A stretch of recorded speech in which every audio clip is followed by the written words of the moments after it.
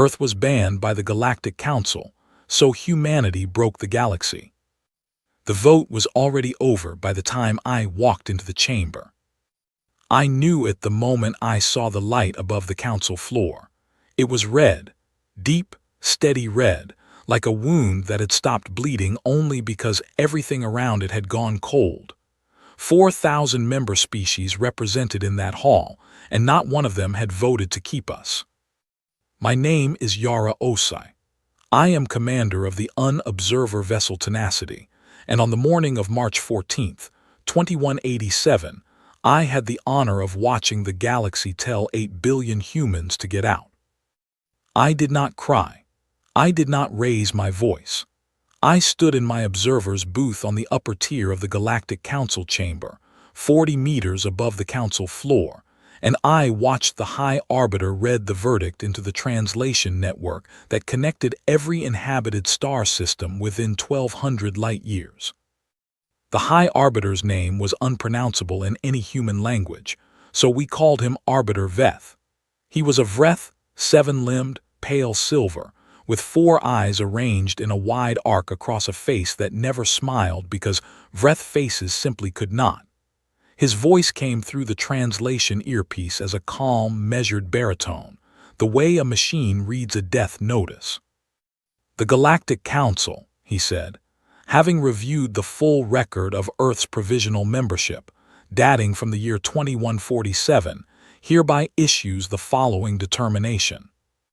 Earth and all human-administered territories are found to be in systemic violation of Council Directive 9 on unauthorized faster-than-light testing in protected stellar regions, Council Directive 44 on cross-species genetic intervention without the consent of the recipient species, and Council Directives 71, 72, and 73, which constitute the formal warning framework issued across the years 2179, 2182, and 2185.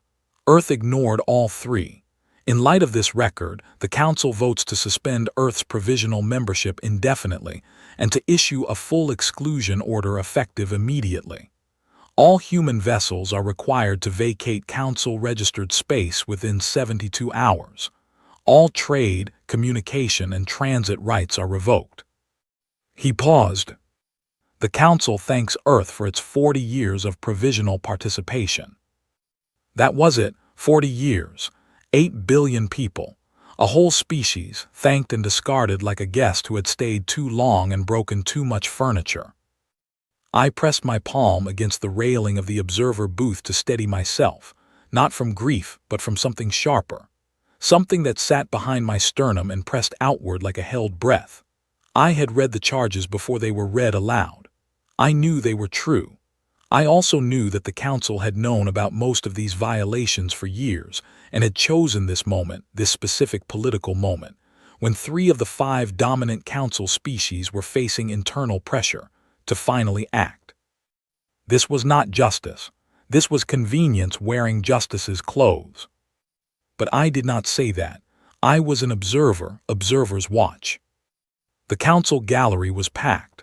Species I recognized and species I could not name filled every tier above the floor, some in atmosphere suits, some in tanks, some standing on 4 legs or 6 or none at all, suspended in the air by technology I had never been cleared to examine. They were all watching the human booth, watching me. I straightened my back. I kept my face still. I had been trained for this, not for the specific moment of a galactic expulsion, but for the principle underneath it. Never let them see what they have actually done to you, not because you are hiding pain, but because what you feel is too large for their framework, and showing it would only confuse them. My communications officer, Lieutenant Cole Warren, was standing 2 meters behind me. He was 26 years old, had been in space for 4 years, and I heard him exhale slowly through his nose as the red light held steady above the floor. He did not say a word. I appreciated that more than I could express. The Arbiter Veth descended from his raised platform and crossed the chamber floor toward the human booth. This was unusual. Verdicts were delivered from the platform. Arbiters did not walk to the condemned. But he came anyway, and when he reached the transparent barrier between the chamber floor and the observer booths, he activated his personal comms channel and spoke only to my earpiece. "Commander Osai," he said, "we expected something different from your species." "What did you expect?" I asked, keeping my voice level. "Distress," he said. "Argument. Perhaps a formal objection on procedural grounds. Humans are vocal when they are afraid." "We are," I said, "but we are not afraid right now." He tilted his head, which was a breath gesture meaning something between curiosity and confusion. "Then what are you?" I looked at him through the transparent barrier. Behind me, I could feel Cole holding very still. "We are calculating," I said. The arbiter's 4 eyes held on me for a long moment. Then he nodded once and walked away. I turned to Cole. He raised an eyebrow. "Calculating what exactly?" he asked quietly. "Everything," I said. "Pull up a secure channel to Earth Command, and get Dr. Maida up from the lab deck. I need her opinion on something before we leave orbit." Cole moved immediately, his fingers already at his earpiece. I turned back to the chamber and watched the council members filing out in their various ways, sliding, floating, walking, rolling, all of them already moving on to the next agenda item, the next policy, the next species to manage or dismiss or contain. That was what they had never understood about us, I thought. They watched us for 40 years and they recorded our violations, and they issued their warnings, and they assumed that because we responded to those warnings with formal letters of acknowledgement, we were being managed. We were not being managed. We were being patient. On the ride back to the Tenacity, I sat in the shuttle bay and opened the message that had arrived from Earth Command 14 minutes ago, timed to arrive just after the vote. It was short. It was from Director Alan Ford, the head of the Unspace Agency, a man I had known for 11 years. He had terrible handwriting when he wrote by hand, but his typed messages were always precise. The message said, "Yara, the 72 hours start now, don't waste any of them." I smiled for the first time since I had walked into that chamber. 72 hours. The council had given us 72 hours to vacate their space. They thought they were giving us a deadline. They had given us a head start. Dr. Priya Maida met me in the corridor outside the bridge before I even reached the door. She was 41 years old, originally from Bangalore, with close-cropped hair, and a habit of talking with her hands that she had never managed to stop even in zero gravity, which occasionally sent her spinning into bulkheads.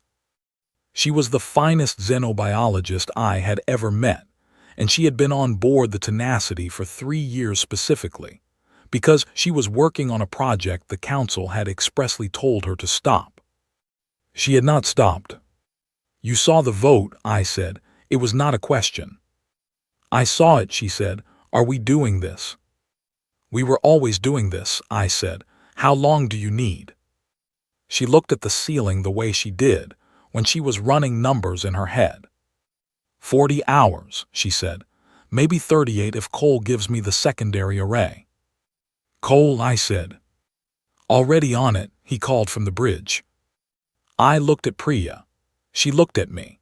We had had this conversation before, in different forms, in different places, across 3 years of careful and technically illegal work, and both of us understood what it meant now that the last reason for restraint had been removed. 38 hours, I said. Then we finish what we started. She nodded and turned back toward the lab deck, without another word. I stepped onto the bridge and stood at the forward viewport, looking out at the council station hanging in the dark. It was enormous and old and covered in the lights of 4,000 civilizations, and it had just made a very serious mistake. It had stopped being the thing we were trying to impress, which meant it had stopped being the thing that limited us. The Tenacity turned away from the station, and I watched the council's lights shrink behind us. 72 hours. Somewhere back on Earth, in labs and shipyards and quiet offices with no windows, 8 billion people were not crying, not arguing, not afraid. They were calculating. And we had already done most of the math. The first thing we did was stop pretending. That is the most honest way I can put it. For 40 years, humanity had existed inside a performance. We showed the council the parts of ourselves they found acceptable, the diplomats, the trade agreements, the formal requests submitted in triplicate, the polite letters acknowledging warnings we had no intention of following. We dressed our ambitions in careful language and kept the dangerous work tucked quietly behind classified doors. The moment that red light went solid above the council floor, the performance ended. I did not give a speech about it. I did not call the crew together and explain the gravity of the moment. The Tenacity had 41 people aboard, and every single one of them understood within the first 20 minutes what this meant, because they were all the kind of people who had accepted postings on a ship where the chief scientist was running experiments the council had specifically prohibited. They had signed up knowing the job was bigger than what the paperwork said. What followed across those 72 hours was the most productive period of my entire career. Within the first 6 hours, I received confirmation from Earth Command that Operation Relay was going live. This was something I had known about in broad outline but had never seen in detail, because the detail was genuinely startling.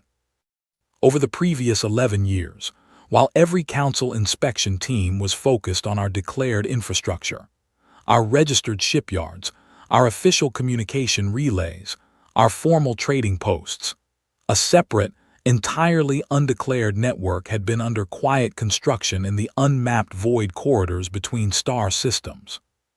14 relay stations, each one built in a region of space that fell outside every boundary the council had ever formally registered. Not hidden, exactly, just located somewhere no one had thought to look, because no one else had thought those corridors were worth anything. They were worth everything. The moment Operation Relay went active, humanity had its own communication network, faster than anything the council operated in those corridors, completely outside council jurisdiction, and already preloaded with the contact codes of 67 non-council species who had been quietly invited to tune in. Director Ford's team had been building a guest list for years. While the relay network came online, I was dealing with the second item on my own list, which required a call to a species most of the council had spent 3 centuries ignoring. The Kelari lived on a moon in the outer reach, a cold and dim place with thin atmosphere and a slow orbit that gave them a year lasting 900 Earth days. They were small, gray-skinned, with large dark eyes and hands built for delicate work. The council had classified them as non-sentient in the year 1890, one of the galactic calendar, based on an assessment conducted by a HFY survey team that had spent 4 days on the moon, failed to understand any of the Kelari's communication system, and concluded the species was therefore not communicating. This was the xenobiological equivalent of visiting a library, failing to read the books, and deciding no one in the building was literate. Priya had known the truth for 6 years. The Kelari were not only sentient, but were operating a sophisticated culture built around acoustic and tactile language that no council survey team had been equipped to detect. She had spent 3 of those 6 years learning enough of their language to hold basic conversations, and 2 more years working on something the council had formally told her to cease. The Uplift Protocol. Uplift, in council terminology, meant the sharing of advanced technology or biological enhancement with a developing species without going through the council's 40-step approval process, which took an average of 60 years and required the developing species to meet 17 criteria that had been written specifically to favor the biology and cognition of the 5 dominant council species. The Kelari failed 4 of those criteria, not because they were behind, but because the criteria were not designed with them in mind. Priya's protocol bypassed the process entirely. It did not introduce foreign biology. It worked with what the Kelari already had, amplified what was already present, and gave their natural communication abilities the kind of range and clarity that would allow them to speak to the wider galaxy without an intermediary. I authorized her to complete the work at hour 9 of the 72. By hour 23, the Kelari were speaking for themselves for the first time in recorded galactic history. The Council heard about it at hour 26, from a sensor relay that picked up the Kelari transmitting on a frequency they had never used before. By that point, 3 independent systems, none of them Council members, had already responded to the transmission, recognized the Kelari as people they wanted to know, and formally acknowledged their existence as a sovereign species. The Council could not object. They had never ratified Kelari sovereignty, which meant they had no legal standing to tell 3 independent systems who they could or could not recognize. This was not an accident. Priya and I had mapped this legal gap 4 years ago. Meanwhile, Cole was running the second half of what I was starting to think of as the 72-hour sprint. On the engineering deck, 2 levels below the bridge, a team of 5 had been living next to a drive prototype they had kept deliberately, carefully, strategically unfinished for the past decade.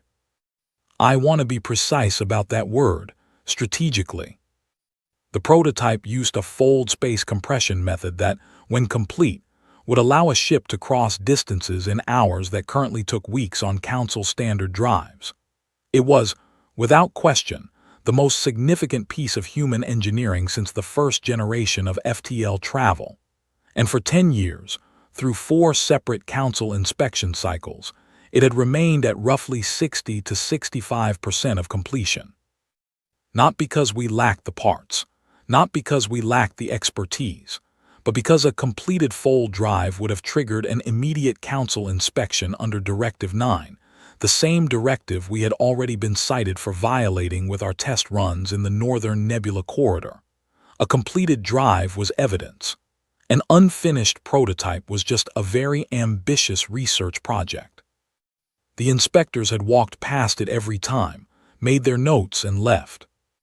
At hour 11, I authorized the engineering team to finish what they had started 10 years ago. At hour 61, the drive was complete. We ran the first full test at hour 63, with the tenacity positioned at the outermost edge of the Council's registered jurisdiction. Cole counted down from 10. The drive engaged. The stars outside the forward viewport did something I do not have adequate language to describe. They did not blur or stretch the way old science fiction had always promised. They simply rearranged. One moment we were at the Council border. The next moment we were 38 light hours away, in empty space, with nothing around us but dark and distance and our own quiet breathing. No one said anything for about 4 seconds. Then Priya from the lab deck over the internal comm said, "Well, that worked." The laughter that moved through the bridge was not the polished, controlled kind. It was the kind that comes out when something you have carried for a very long time is suddenly, finally, no longer a weight but a wing. I allowed it to run for 30 seconds. Then I called everyone back to station. We still had 9 hours remaining on the Council's countdown clock. I spent 6 of those hours on the secure comm line with Director Ford and a group of people I had only ever spoken to in theory, the heads of 12 human outpost operations located in unclaimed deep space.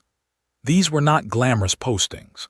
They were cold, far, difficult places staffed by people who had agreed to spend years away from everything familiar in exchange for the chance to do work that no one was watching.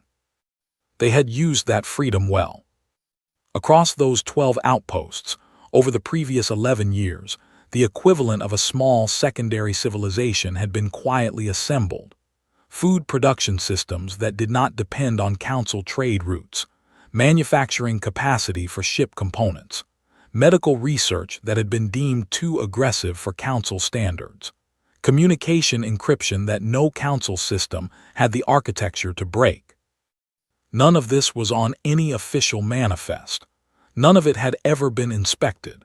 It existed in the margins of a galaxy that had spent 4 decades watching our front door and never once checked what we were building in the back. Director Ford's message at the end of that call was direct. "We are not isolated," he said. "We were never isolated. We just needed a reason to stop pretending we were contained." The countdown reached 0 at 300 ship time. I was in my chair on the bridge, drinking coffee that had gone cold, watching the sensor display that showed the Council's patrol vessels positioned along what they believed was the boundary of human-accessible space. They were watching for an evacuation. They saw nothing move. Because we did not leave Council space in the way they expected. We left using a drive they did not know we had, through corridors they had not mapped, toward a network they had not detected, to meet people they had not considered. We did not flee. We expanded. And somewhere in the vast, miscalculated dark, the Galactic Council began to understand slowly, then all at once, that the 72 hours they had granted us out of procedure and mild contempt had been the most expensive gift they had ever given. They had given humanity permission to stop asking permission. And we had used every single second. 6 months. That is how long it took for the word fracture to stop being a metaphor and start being a map. I was aboard a ship that did not exist on any Council registry. We called her the Rift Walker, a name that had started as an engineering joke about the fold drive and stayed because nothing more accurate came along. She was fast in a way that no other ship in the galaxy currently was, and she was mine. And on a cold morning in September of 2187, I was sitting in the captain's seat watching a star chart that looked nothing like the one I had grown up studying. The Council's map of the galaxy was a network of approved lanes, registered systems, and color-coded zones of jurisdiction that had taken 3 centuries to draw, and was taught to every species that applied for membership as though it were a fact of nature rather than a political agreement. I had learned it in school. I had filed transit applications through it for 15 years. It had felt, for a very long time, like the shape of reality itself. The map on my screen was different. It had no lanes, no zones, no colors assigned by committee. It had nodes, connection points where a ship with a fold drive could emerge, dock, trade, or simply exist without anyone checking credentials. It had lines between those nodes that represented relationships rather than permissions.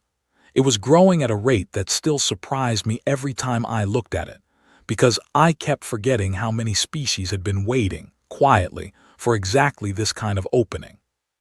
43, at last count. 43 non-Council, non-human species that had begun making contact with us in the 6 months since the ban, not because they loved humanity in particular, but because we had done something none of them had managed. We had cracked the Council's grip on deep space transit, and we had immediately given the key away. The fold drive schematics had not been classified, locked, or sold. They had been shared freely through the relay network in every language we had translation capacity for, with a cover note from Director Ford that said simply, "Build this and go where you want. No fee. No treaty required." The Council had spent centuries controlling who could go where by controlling transit technology. We had ended that monopoly in one broadcast. The fallout was still spreading. I was thinking about this when Lieutenant Cole Warren appeared in the doorway behind me. He had a look I recognized, the carefully neutral expression he used when he had information he was not sure I would enjoy. "Message from the relay network," he said. "Priority tier." "Who from?" "Vreth Diplomatic Office," he said. "Private channel, they're asking for a meeting." I turned my chair to face him fully. "The Vreth." "Arbiter Veth himself," Cole said. "He wants it unofficial, no Council record." He used the phrase "off the books," which I think is the first time I have ever heard a Vreth use human slang. I was quiet for a moment. The Vreth had been among the loudest voices for the ban. Veth had personally delivered the verdict. And now, 6 months later, he was asking for a private conversation using the exact communication network the council had no access to. "Tell him yes," I said. "Tomorrow 1400 ship time, and tell him to come alone." Cole nodded and left. I turned back to the star chart. The Vreth were intelligent enough to read what was happening. The council's trade income had dropped by nearly 18% in 6 months, because 43 species had quietly shifted at least some of their commerce to routes the council did not control and therefore could not tax. It was not a collapse. Not yet. But it was a leak, and it was getting larger, and the Vreth were nothing if not gifted at reading financial currents. The next morning, I was also dealing with something that required my full attention for reasons that had nothing to do with politics. Priya had called me to the lab deck at 700, which she only did when something had changed significantly. I found her standing over a communication terminal with her arms crossed, watching a data stream with an expression that could only be described as satisfied. "The Kelari," she said without preamble. "What about them?" "They filed," she said, "yesterday, through the new relay network, using the communication protocols we helped them develop. They filed for formal species recognition with the Independent Systems Assembly. That's the loose coalition the 3 systems that first recognized them have been forming." "The council cannot block that," I said. "The council has no standing to try," she said. "They never ratified Kelari sovereignty, which means they have no legal basis to contest any recognition the Assembly grants." She paused. "And the Kelari have formally requested that humanity serve as their technology liaison." I looked at her. "They know what they're asking," she said. "They are fully aware. I made very sure they understood everything before they filed.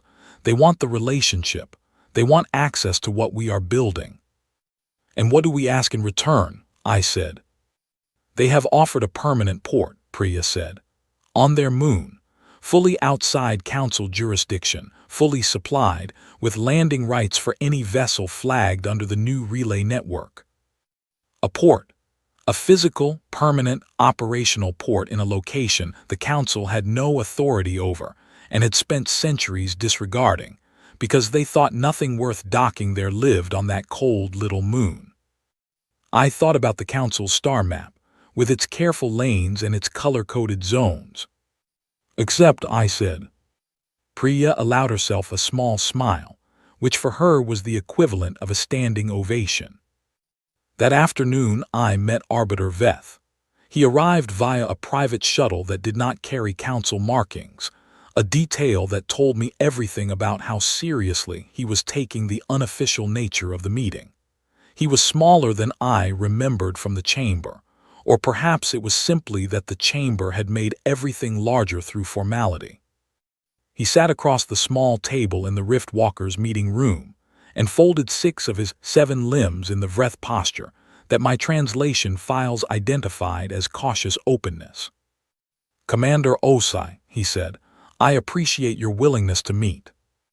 "You came a long way," I said. "I assumed you had something worth saying." "I do," he said. "I want you to understand that I voted for the ban." "I know," I said. "I watched you." "I want you to understand why," he said. "Not to justify it, to explain it. There is a difference." I waited. "The council exists," he said, "because 400 years ago the galaxy was in a state that your historians would probably describe as chaos. 37 active territorial disputes, 11 species on the edge of collapse from resource competition, 2 wars that had been running for over a century with no clear end. The council was built to stop all of that, and it did. For 300 years it has maintained a peace that nothing before it managed." "I know the history," I said. "Then you know that the price of that peace was structure," he said. "Rules, hierarchies, approved processes. The council does not fear humanity because you are violent. You are actually, statistically, less prone to organized conflict than 14 other member species. The council fears humanity because you do not respect the structure. You do not follow approved processes. You move too fast and you share too freely and you ignore the careful balance the structure maintains. The structure, I said carefully, maintains the power of the 5 dominant species. It does not maintain balance. It maintains a particular outcome. Veth's eyes shifted in the way Vreth's eyes shifted, when something registered as accurate but unwelcome. Yes, he said after a pause, that is also true. The honesty surprised me. I had expected deflection. What do you want, Arbiter? I said. I want, he said, to know whether there is a version of what you are building that does not require the Council to fall. I considered my answer for several seconds. I had thought about this. I had thought about it long before the ban and harder in the 6 months since. There is, I said, but it requires the Council to change in ways that its dominant members will find deeply uncomfortable. Tell me, he said. The new network we are building, I said, does not ban anyone. It does not exclude any species, not even the ones currently running the Council. But it has no internal hierarchy. No species controls the transit lanes. No species taxes commerce. Every member, regardless of size or age or technology level, has the same standing. If the Council or former Council members want to join that network, the door is open. And if they do not, Veth asked. Then they remain where they are, I said, and the rest of the galaxy moves forward without them. He was quiet for a long time. The ship hummed around us. That is not a compromise, he said finally. That is a replacement. It is an invitation, I said, which is more than the Council offered us. Veth rose, refolding his limbs, and looked at me with the expression I was beginning to recognize as his particular variety of reluctant respect. I will think about what you have said, he said. Take your time, I said. We are not going anywhere. He left. I sat alone in the meeting room for a moment and looked at the star chart on the wall, the new one, the one without lanes or zones, the one that was still growing. The Council had built its power over 3 centuries. Carefully, methodically, through 1,000 small agreements and 1,000 small exclusions, and 1,000 small moments where a developing species asked for help and was told to wait, to apply, to qualify, to come back in 60 years when the paperwork cleared. We had been building our answer for 11 years, and we had only just begun. The fracture was not a single crack in a single place.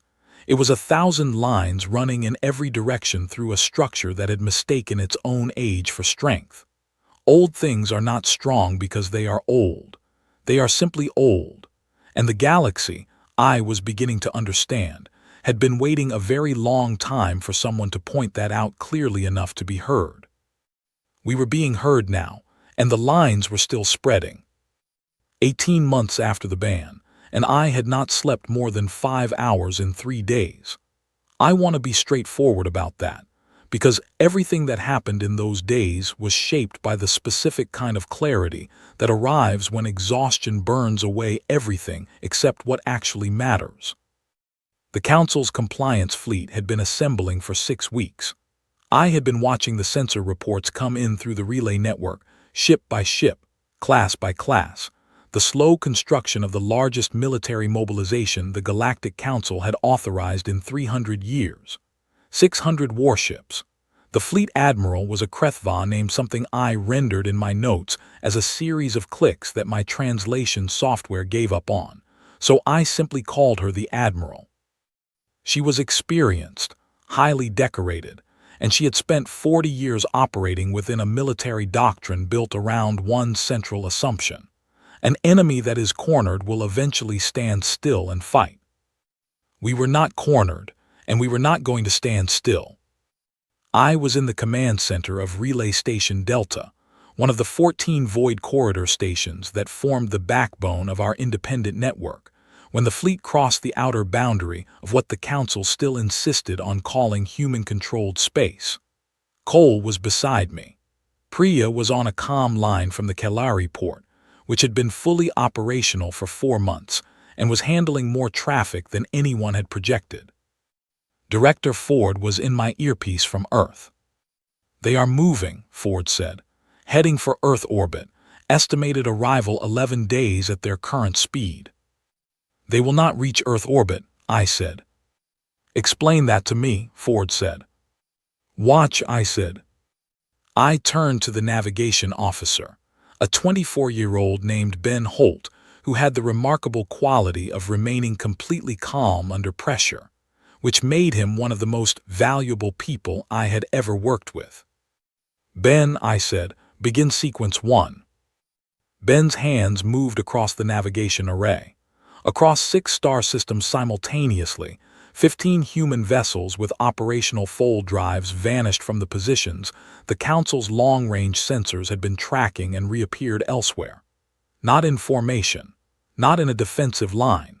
Scattered, each one in a location that was genuinely useful and completely unexpected.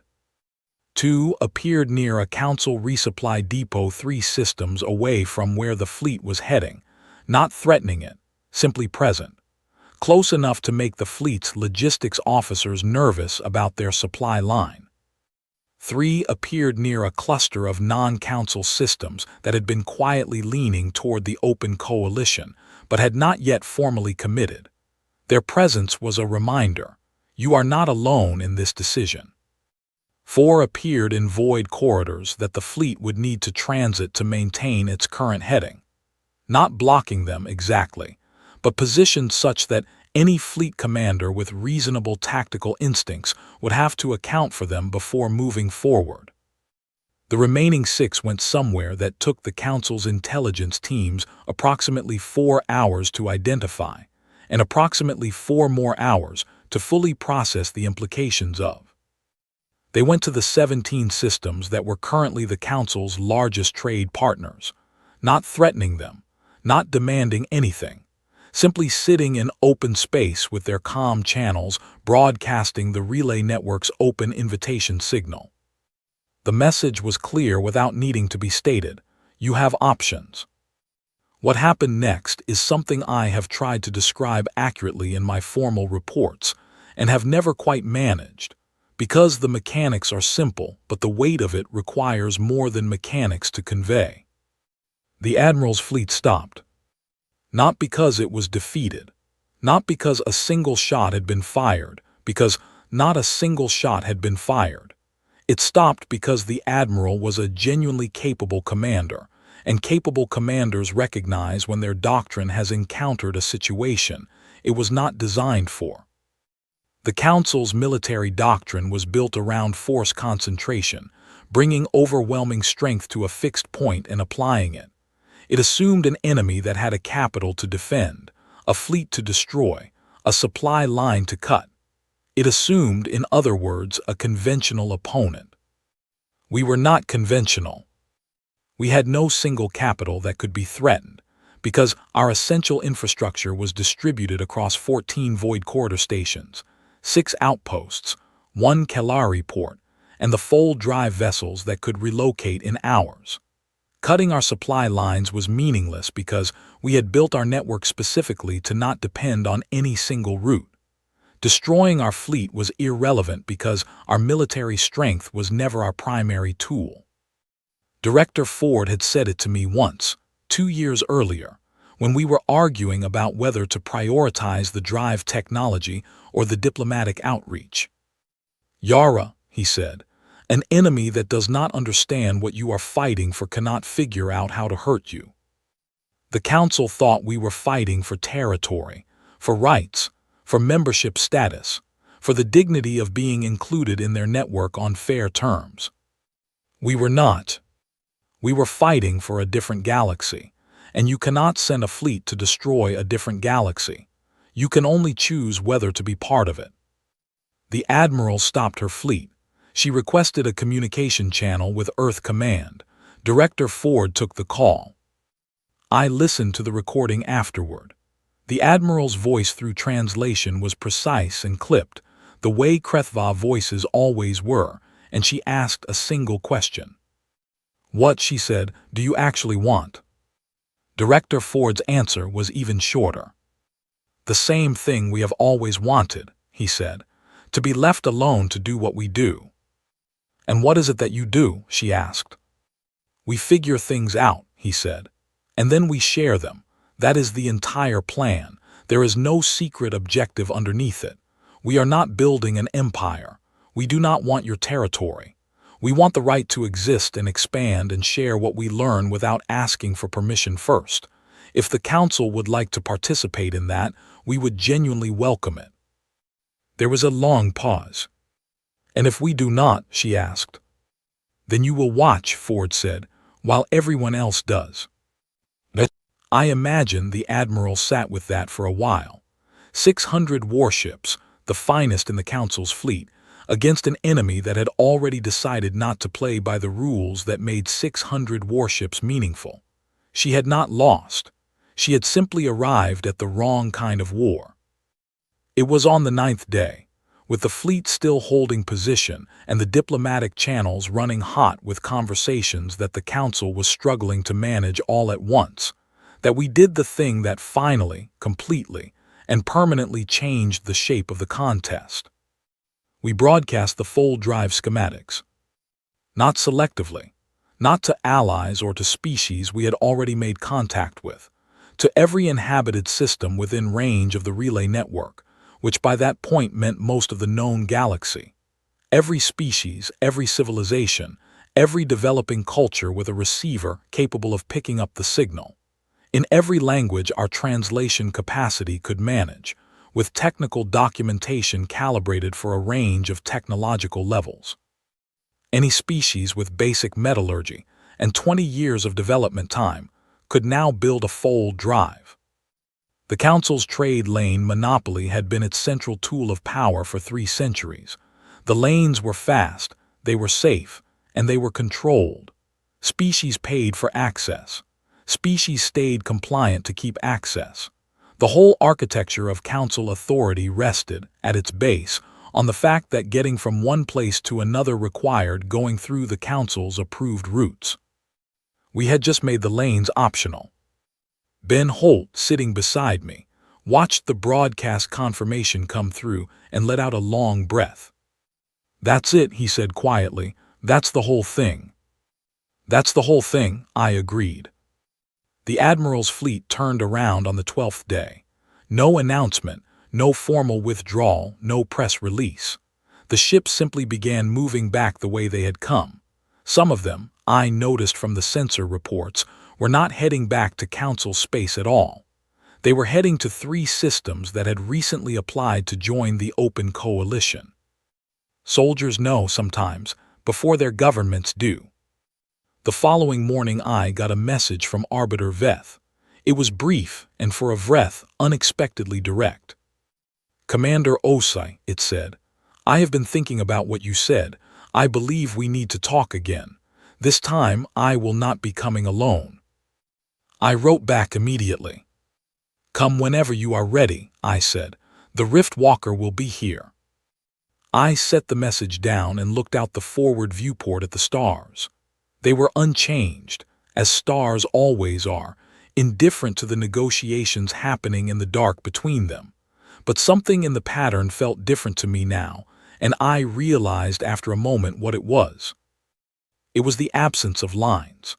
The routes and zones and approved corridors that had been drawn across this view for my entire life were simply gone. They had never been real, I knew that, had always known that, somewhere underneath the conditioning. But knowing something and feeling it are different experiences, and for the first time, standing in the quiet of the bridge with the stars spread in every direction and no map telling me which ones I was allowed to visit, I felt it. The galaxy was open.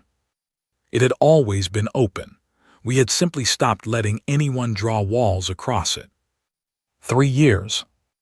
I want you to understand what 3 years means when measured not in calendar pages but in distance covered. 3 years ago I stood in an observer's booth and watched the galaxy vote to exclude my species. Today, I am sitting across a table from the High Arbiter of that same Galactic Council, and the table is aboard my ship, and he came to me.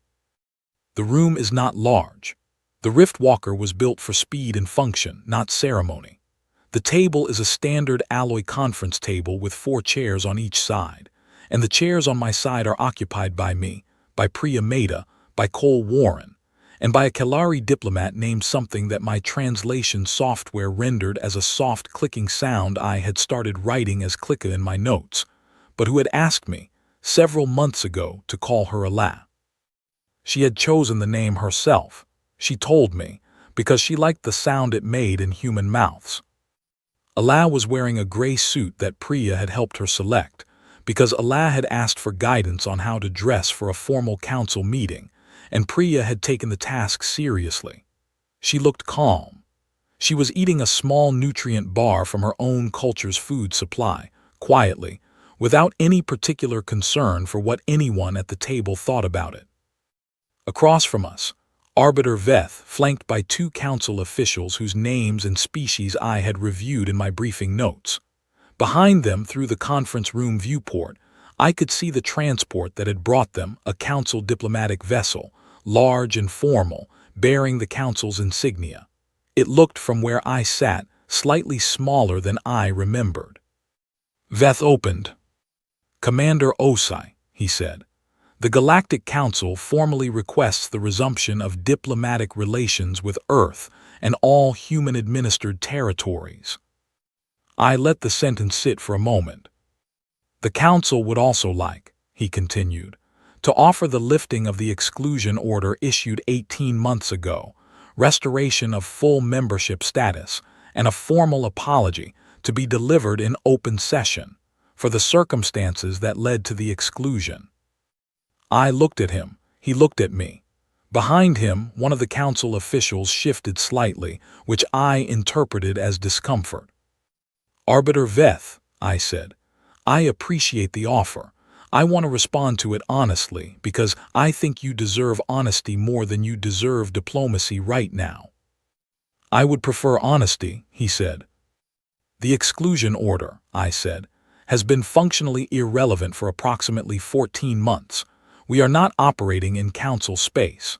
We are operating in the Open Coalitions network, which now includes 61 species and covers transit corridors that the council does not have jurisdiction over. Lifting the ban would change nothing practical about our situation." Veth nodded slowly. "I am aware. I also want to be honest about membership," I said.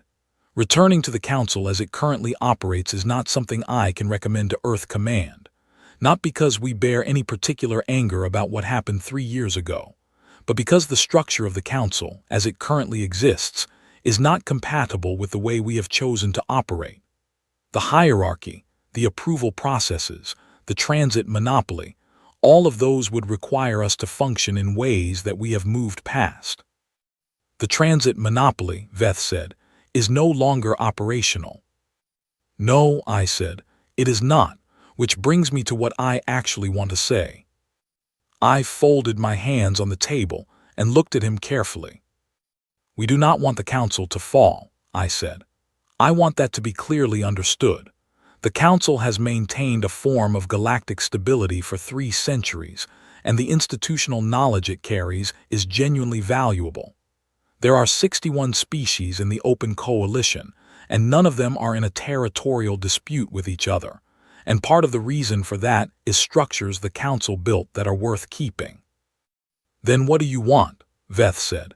It was the same question the Admiral had asked 18 months ago through a different channel. "We want the Council to reform and join the Coalition as an equal member," I said. "Not as a governing body, not as a licensing authority, as a participant. The Council's vote carries the same weight as any other member species in Coalition decisions. No veto power, no exclusive control over transit or trade, no approval processes for species development that are designed to slow down anyone who does not already look like the 5 dominant members." Veth was quiet. "You are asking the Council," he said carefully, "to dissolve the power structure it was built on." "I am asking the Council," I said, "to evolve past the power structure it was built on. The structure served a purpose 3 centuries ago. It does not serve the same purpose now. The galaxy has changed and the Council has not, and that is the source of every problem that led to this table. I paused. The species that cannot make that transition will be left behind, I said. Not harmed, not punished, simply left behind the way every institution that refuses to change is eventually left behind. That is not a threat. It is a description of how time works. A lab beside me finished her nutrient bar and folded the wrapper with precise, careful movements. She did not speak. She did not need to. Her presence at the table spoke clearly enough. Veth looked at her for a long moment. I watched him process what it meant that a Kalari, a species his council had classified as non-sentient for 3 centuries, was sitting at a formal diplomatic table, in a suit, having clearly arrived here via her own transit arrangements, representing her own people's interests with complete authority. I will need to take your proposal back to the council, he said. Of course, I said. I should tell you, he said, that half the council will refuse. There are member species who have built their economies and their political influence around the current structure, and they will not surrender that willingly.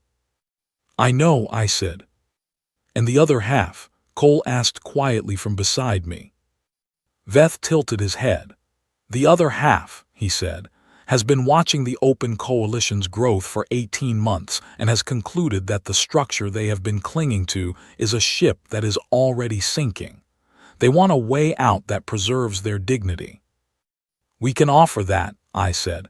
No humiliation, no public accounting, a straightforward transition. Any species, any former council member that joins the coalition in good faith starts with a clean record. Even the Krethva, Veth asked. The Krethva had commanded the fleet. Even the Krethva, I said. The admiral made a decision based on the information and the doctrine she had. When the situation changed, she adapted. I respect that. Veth rose. His limbs folded in a configuration I had not seen before, and I spent a moment consulting my memory of Vreth body language before I found it. It was, I realized, a gesture of genuine respect, not the formal kind exchanged at state functions, the kind that comes from one person recognizing something true about another. You said, he told me, 3 years ago in the council chamber, that humanity was calculating. I did, I said. I think, he said, that I underestimated the scale of what you were calculating. Most people do, Priya said pleasantly from beside me. Veth left, the 2 officials followed, the door closed. The 4 of us sat in the conference room for a moment. The stars were outside the viewport. The relay network was humming through the ship's communications array. Somewhere, right now, a species I had never heard of was receiving the full drive schematics and beginning to understand what they meant. Somewhere, a Kalari ship was making a transit that the council would have taken 60 years to approve. Somewhere Ben Holt was at a navigation station, looking at a star chart with no lanes on it, deciding where to go next. Well, Alas said, in the careful, deliberate English she had been practicing for 4 months. I think that went well. Cole laughed first, then Priya. I allowed myself a smile. It did, I said. What happens now? Ala asked. I thought about the question. I thought about the red light above the council floor 3 years ago and the arbiter's first quiet question in my earpiece. I thought about 72 hours that the council had handed us thinking they were a deadline and that we had used as a runway. I thought about the relay stations humming in the void, and the Kalari moon with its permanent port, and the fold drive that had taken 10 years to carefully not finish, and the 43 species who had been waiting for an opening and found one when we stopped pretending the walls were real. Now, I said, we wait for them to decide, and while we wait, we keep building. Alan nodded seriously.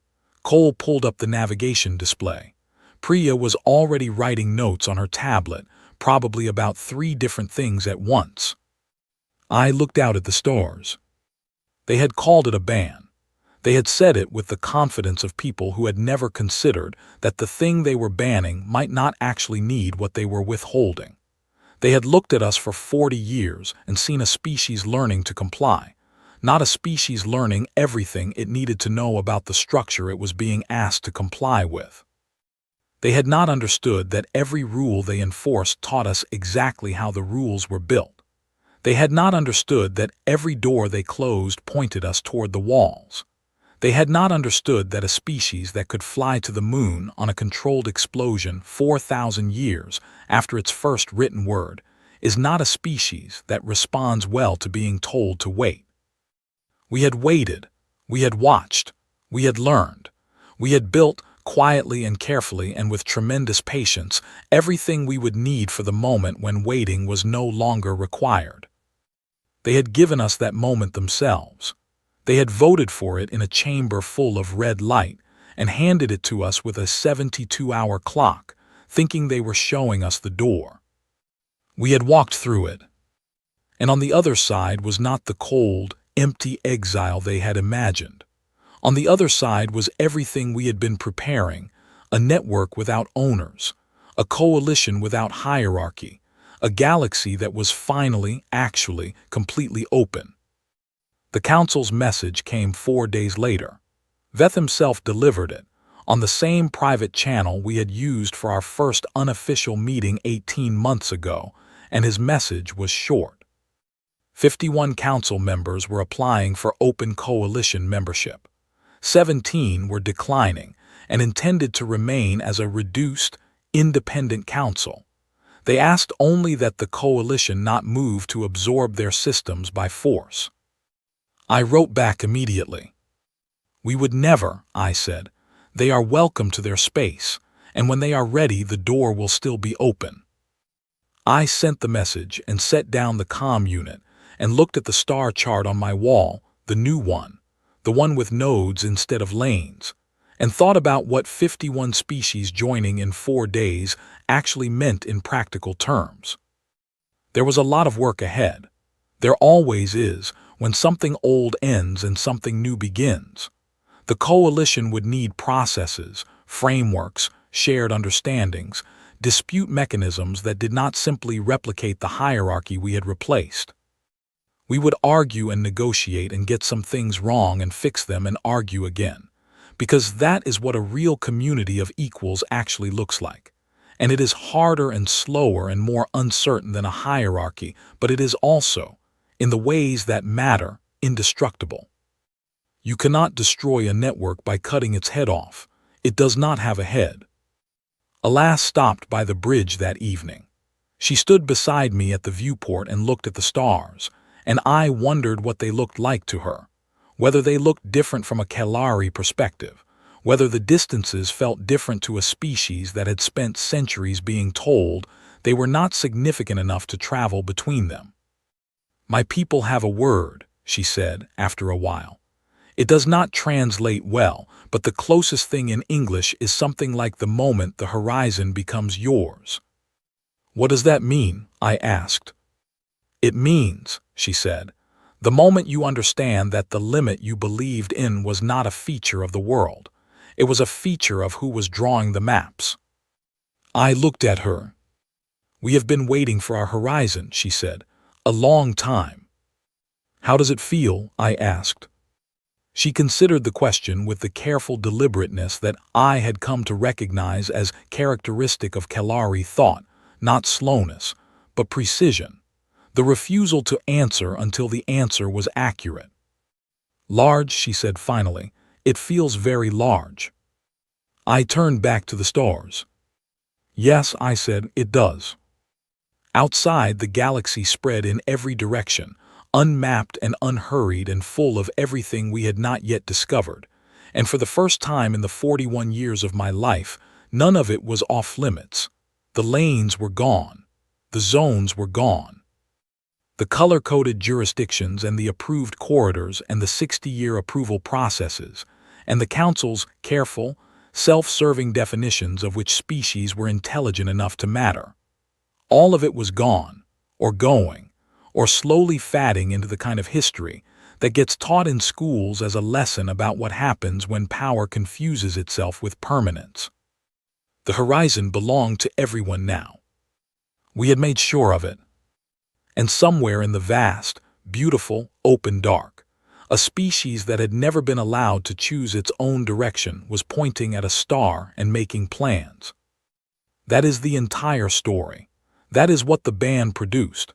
Not surrender, not silence, not the quiet retreat of a species that had been shown its place. A galaxy that